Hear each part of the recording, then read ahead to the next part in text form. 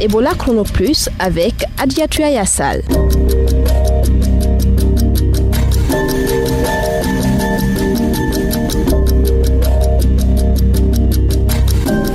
Vous écoutez Ebola Chrono Plus, bienvenue.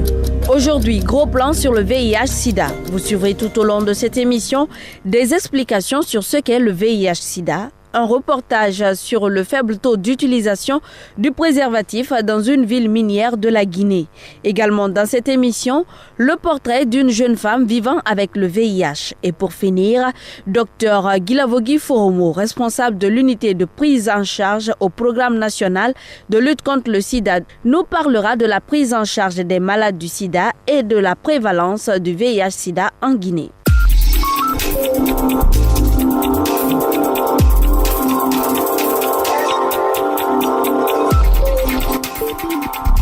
Bonjour à tous. On vous le disait dans le sommaire, l'utilisation du préservatif est l'une des méthodes les plus efficaces de prévention contre le VIH. Les médecins estiment qu'il protège à 99%. Mais dans les zones minières, les habitants sont réticents à l'utilisation du condom. C'est le cas à Sigiri, une ville de 600 000 habitants située au nord de la Guinée. Mohamed Koma s'y est rendu pour comprendre comment le VIH-Sida se propage. Suivez. Ce qui concerne le sida, quand même, je n'y crois pas. J'estime le sida comme une maladie artificielle. Moussa Konaté est l'un de ces nombreux jeunes de Séguiring qui évoluent dans les mines. Un secteur qui fait l'objet de toutes les convoitises. Il nous parle de sa vie sexuelle. Bon, je ne trouve pas ça nécessaire et puis c'est pas aussi mon goût. Quand je suis en conjonction corporelle, par exemple, si j'utilise la préservatif, je ne sens rien, absolument rien. Ça ne m'inquiète pas du tout, surtout que je ne crois pas au sida. Si tu peux me permettre, tu as combien de partenaires? Bon, on peut en compter plusieurs. Hein. Et tu fais ça sans... Oui, on conjonque corporellement sans préservatif.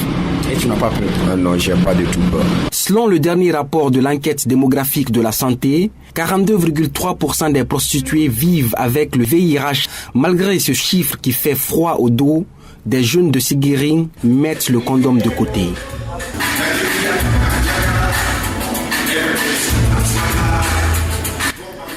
Il est 23h et je me trouve dans une discothèque de la préfecture, un endroit fréquenté par des professionnels du sexe. Autour d'une table garnie de bouteilles d'alcool, 4 jeunes filles sont en quête de clients. Parmi elles, figure cette jeune prostituée âgée de 22 ans qui a requis l'anonymat. Quand un client arrive, on discute le prix et après on va dans la chambre.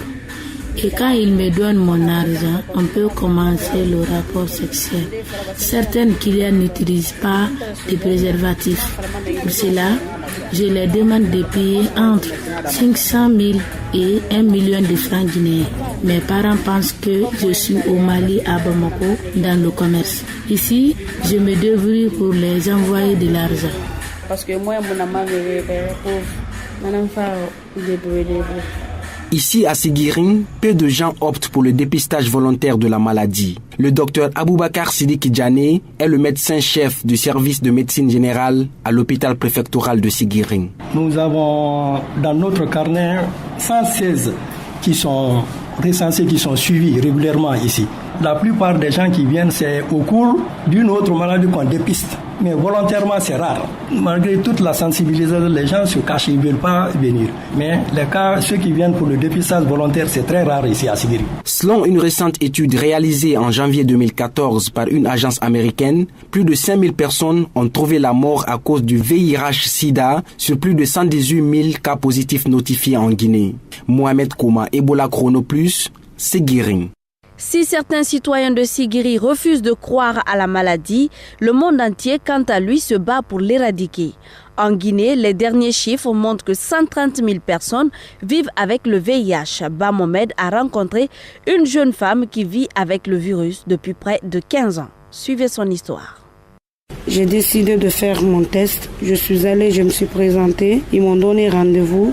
J'ai fait mon test et ils ont trouvé positif. Mara a la trentaine. Elle a connu son statut sérologique en 2000. Depuis 15 ans, elle se bat contre le VIH. Elle ne sait comment elle a contracté ce virus. Vraiment, je n'ai pas une idée comment j'ai eu. En l'espace de 15 ans, elle a fait au moins 200 analyses de sang au laboratoire. Sa vie est régie par la prise de médicaments. C'est 3 médicaments associés. Donc c'est ce que nous prenons par jour. Il y en a qui prennent 8h, 20h. Il y en a qui prennent 22h, 8h, 22h. Il y a 20 ans, les malades du sida mouraient du VIH. Mais aujourd'hui, la science a évolué et le virus peut être maîtrisé s'il est découvert à temps. Malgré cette assurance, la peur demeure chez les porteurs de virus. J'ai peur de mourir. Au nom de Dieu, j'ai peur de mourir. Quand je n'avais pas la confiance du centre, pour moi, j'allais mourir le même jour. Mais quand j'ai commencé à fréquenter le centre, donc je me suis dit, je vais suivre jusqu'à un certain moment si c'est de la réalité. Je vais voir si c'est pas de la réalité aussi. Je vais voir, c'est comme ça, j'ai eu le courage. Au-delà de la peur de mourir, cette jeune dame a aussi peur de contaminer les autres. Pour éviter tout risque, elle prend des précautions. Si tu n'es pas séropositif, je préfère de ne pas vivre avec toi. Comme ça, je n'ai pas beaucoup de problèmes à vivre avec la personne. Le VIH ne se lit pas sur le visage. Mara est porteuse du virus, mais elle garde encore son beau visage. Elle ne passe pas inaperçue. Il y a beaucoup de maladies alors là. Si tu veux vraiment qu'on reste sans se protéger, on va faire un test. Comme ça, on va voir si on doit se protéger, si on ne doit pas se protéger. Comme Mara, plus de 100 000 personnes ont le virus en Guinée. Ba Mohamed, Ebola Chrono Plus, Conakry. Ebola Chrono Plus, le compte à rebours continue.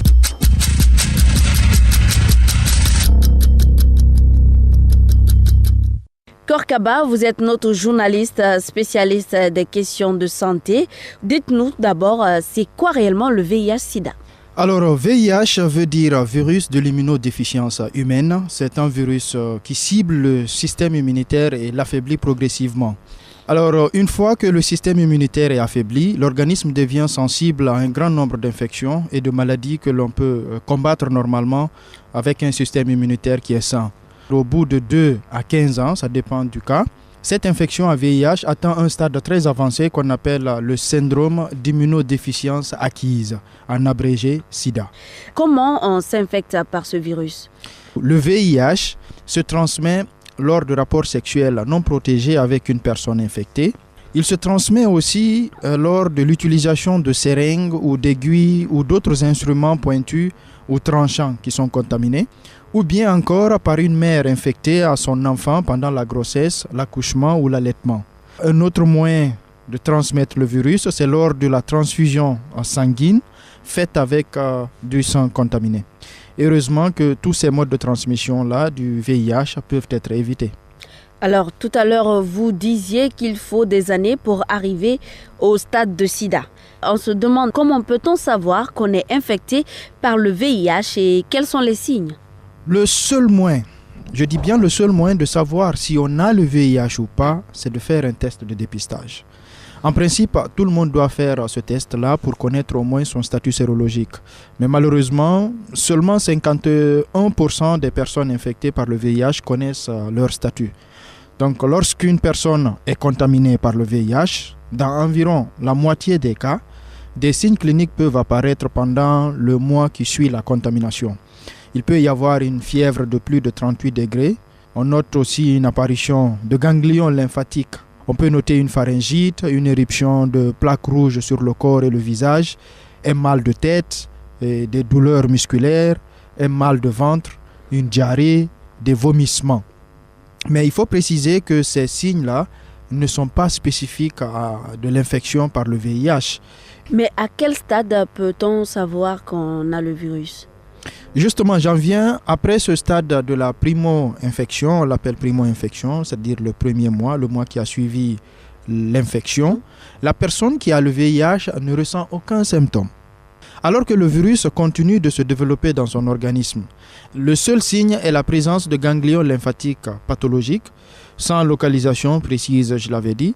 Donc, si je comprends bien, à ce moment-là, la personne infectée ne se doute de rien, alors qu'elle peut transmettre la maladie à une autre personne.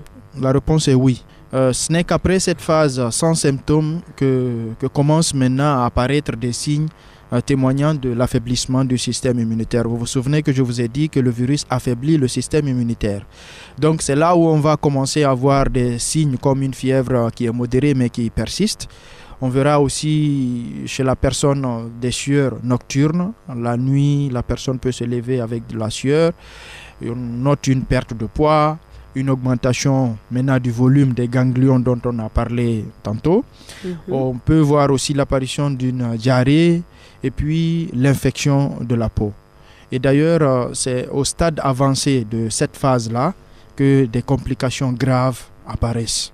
Oui, mais quelles sont ces complications ? Bon, parlant de complications, c'est là qu'on va parler par exemple d'infections opportunistes dues à des bactéries, des champignons, des virus ou des parasites. En principe, quand on est sain, notre système immunitaire peut résister à ces bactéries-là ou à ces champignons. Mais avec l'infection, avec le VIH, notre système immunitaire est affaibli et donc ça donne une opportunité à ces maladies-là. Il y a aussi les cancers, notamment les cancers du sang qu'on appelle les lymphomes. Il y a aussi le sarcome de Kaposi qui est une affection caractérisée par son atteinte de la peau. Et on note une présence de tuméfactions qui sont dures et arrondies sous la peau de la personne. Et aussi de plaques violacées qui s'étendent sur le corps. Et à cela aussi s'ajoute une perte de poids qui est très considérable. Et chez 20% des personnes environ. Et généralement, elle peut évoluer vers un amaigrissement qui est extrême. Peut-on prévenir le VIH ? Si oui, comment ? Effectivement, on peut prévenir le VIH. Je vous avais dit tantôt que les différents moyens de transmission du virus, c'est des choses qu'on peut prévenir. On peut réduire le risque d'infection à VIH en limitant l'exposition aux facteurs de risque. Donc il faut éviter d'utiliser par exemple des aiguilles ou bien des seringues qui ont déjà été utilisées. Il faut éviter cela, les utiliser et même le contact prolongé avec ces objets-là parce que c'est dans ça qu'on peut se blesser, il peut y avoir un accident d'exposition. Donc déjà au niveau personnel, au niveau individuel, on peut éviter cela. Okay? Ensuite, la prévention, elle repose essentiellement sur plusieurs éléments. Il y a d'abord l'utilisation du préservatif, qu'il soit maintenant masculin ou féminin, lors des rapports sexuels, pour éviter toute contamination. Et il y a aussi le dépistage du VIH, notamment chez les personnes qui sont exposées à un quelconque facteur de risque. Donc toutes les personnes qui sont en principe exposées à une contamination doivent faire le test de dépistage. Et notez aussi que la circoncision, heureusement, c'est quelque chose de très répandu chez nous. En Afrique, oui. En Afrique, plus précisément chez nous ici. La circoncision est une pratique, quand elle est faite dans des conditions médicales, dans de très bonnes conditions médicales, cela réduit le risque de transmission hétérosexuelle du VIH chez l'homme d'environ 60%. Il y a aussi la prévention qui est basée sur les antirétroviraux.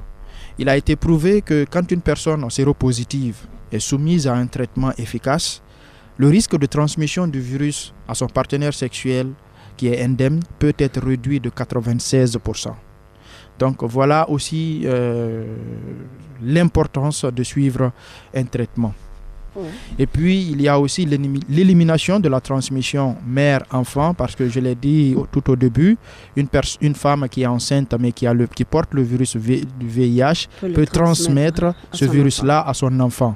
Mais actuellement, il y a un programme qui est mis en place depuis très longtemps par l'OMS dans des différents pays pour réduire cette transmission-là. Et aujourd'hui, on est à un niveau qui est quand même assez encourageant. Merci Korka.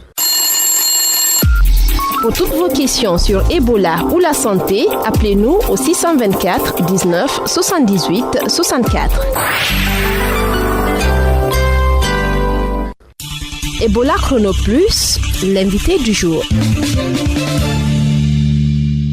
On vous le disait en début d'émission, le thème objectif 0 a été reconduit. 0 nouvelle infection due au VIH, 0 discrimination, 0 décès lié au sida. En juin 2015, 15,8 millions de personnes vivant avec le VIH avaient accès à la thérapie antirétrovirale. contre 13,6 millions en juin 2014. Avec l'arrivée d'Ebola, on parle de moins en moins du sida et pourtant la bataille contre ce virus est loin d'être gagnée. Comment se fait la prise en charge des malades du sida? Bamomed a rencontré le Dr Guilavogui Foromo. Il est le responsable de l'unité prise en charge au programme national de lutte contre le sida au ministère de la Santé. Docteur, est-ce que le VIH-Sida reste une priorité aujourd'hui? C'est un véritable problème de santé publique, donc en cela on peut dire que c'est une véritable priorité. Mais pourquoi? C'est un peu difficile avec le VIH-Sida, vous savez, pour le tout début. Les gens difficilement s'y prêtaient, donc le dépistage se faisait moins et il y avait très peu de moyens par rapport à la prise en charge de cette maladie. Aujourd'hui, quelle est la situation des personnes vivant avec le VIH en Guinée? Depuis un certain temps, si on avait très peu de sites de prise en charge, aujourd'hui nous sommes à 57 sites de prise en charge sur toute l'étendue du territoire. Et l'autre élément important, nous avons près de 34 000 personnes qui sont sous traitement antirétroviral. Nous avons une amélioration de la qualité aussi de cette prise en charge parce que l'objectif premier de ce traitement, c'est pour que le patient puisse aller vers une indétectabilité de la charge virale, c'est-à-dire la quantité de virus dans son sang puisse être à un seuil plus bas qu'on ne puisse pas détecter. Et à ce niveau, le patient peut se retrouver, il peut travailler, il peut être comme nous. Parce qu'aujourd'hui en Guinée, on compte 6 machines à charge virale. Mais de façon fonctionnelle aujourd'hui, nous avons 3 et 4 qui sont fonctionnelles. Mais cette prise en charge des patients se situe à quel niveau? Alors, c'est au niveau public, au niveau confessionnel, et il y a aussi quelques privés qui font cette prise en charge. Et il y a aussi des sociétés minières qui mettent de l'effort dans cette prise en charge. Mais les privés constituent un défi pour nous. Qu'est-ce que vous voulez dire par là? Ça voudrait dire qu'il y a très peu de sites de structures privées qui font la prise en charge. Une structure privée, il a un personnel qui paye, il y a un local qui paye pour que le patient ne paye pas beaucoup, comme la gratuité de l'autre côté aussi, qu'on puisse observer cela. La nouvelle note conceptuelle que nous allons entamer, que nous avons déjà entamée, parce que la signature est déjà faite par le Fonds mondial, et nous allons étendre de 57 sites à 163 sites de prise en charge sur toute l'étendue du territoire, à commencer par le mois d'octobre jusqu'au 31 décembre 2017. Cela veut dire qu'il y a des cas de contagion qui augmentent petit à petit. On parle de gratuité. L'idéal voudrait que le patient ne parcourt pas une grande distance pour venir prendre son traitement, mais qu'il puisse prendre son traitement là où il vit. C'est ce qui est important. Imaginez un patient qui quitte Zérékoré s'il n'y avait pas un site de prise en charge pour venir prendre sa boîte d'ARV à Conakry. Le fait de payer le transport, le frais de séjour, le risque qu'il court en voyageant. Il y a environ 80 voire 100 000 personnes qui ne sont pas sous traitement ARV. Cela est dû à quoi? Il y a ce qu'on appelle les critères d'éligibilité. On n'a pas besoin de dire que tel soit riche, tel soit pauvre, mais les prestataires qui sont dans les sites sont formés et ils sont aguerris et en fonction de cela, ils mettent les patients sous traitement antirétroviral. Quelle est la couche la plus touchée aujourd'hui? Ce sont les femmes qui en payent le plus lourd tribut quand on regarde un peu. Et quand on regarde aussi des enquêtes qui ont été menées, on regarde les professionnels de sexe qui sont aussi touchés. Il y a aussi les pêcheurs, il y a également les hommes qui entretiennent des rapports sexuels avec les hommes. Et l'autre élément important, c'est que la couche juvénile, quand on regarde la toute dernière enquête qui a été faite en 2012, il faut voir aussi que les jeunes ne sont pas en marche. C'est de dire à cette population de faire beaucoup attention. C'est vrai, Ebola s'en va, mais le VIH c'est aussi là, de faire beaucoup attention. C'était le Dr Guilavogui Foromo, responsable de l'unité prise en charge au programme national de lutte contre le sida au ministère de la Santé. Ebola Chrono Plus, à vous la parole. Les réponses aux questions des auditeurs, c'est avec vous, Sidibé Kondé. Bonjour. Bonjour à Diatou, Journée internationale de la lutte contre le sida. Ce qui donne la priorité aujourd'hui à Abdallah Bey qui a une question sur cette pandémie. On a trop lutté pour le sida, mais aujourd'hui, Ebola a raclé VIH-Sida. Maintenant, où nous en sommes avec le sida aujourd'hui? Voici la réponse du Dr Foromo Guilavogui. Il est le responsable de l'unité de prise en charge des personnes vivant avec le VIH. tout début de l'épidémie à virus Ebola, les activités avaient été ralenties pour un certain nombre de raisons. Très rapidement, il y a eu une rencontre qui a permis quand même de mettre les acteurs ensemble pour dire qu'il fallait et de regarder ces activités pour ne pas que les malades cessent d'avoir leurs médicaments et que les intrants ne puissent pas aller. Il est d'autant plus important que nous regardions, que nous faisions une enquête globale pour voir est-ce qu'il n'y a pas eu une éclosion parce que les activités de prévention avaient cessé. Et la prévalence actuelle, c'est 1,7%. Et aujourd'hui, on a près de 34 000 patients qui sont sous traitement antirétroviral. C'est tout à Diatou. Les auditeurs peuvent toujours nous envoyer leurs questions de santé ou sur Ebola sur le 624 19 78 64. Au revoir. Merci Sidibé. Ebola Chrono Plus, c'est fini pour aujourd'hui. Rédaction en chef Afiou Amata, technique Mamadou Kone, assisté de Cabinet Sano. Présentation Adiatou Yassal. Merci de votre attention et prenez soin de vous. Au revoir.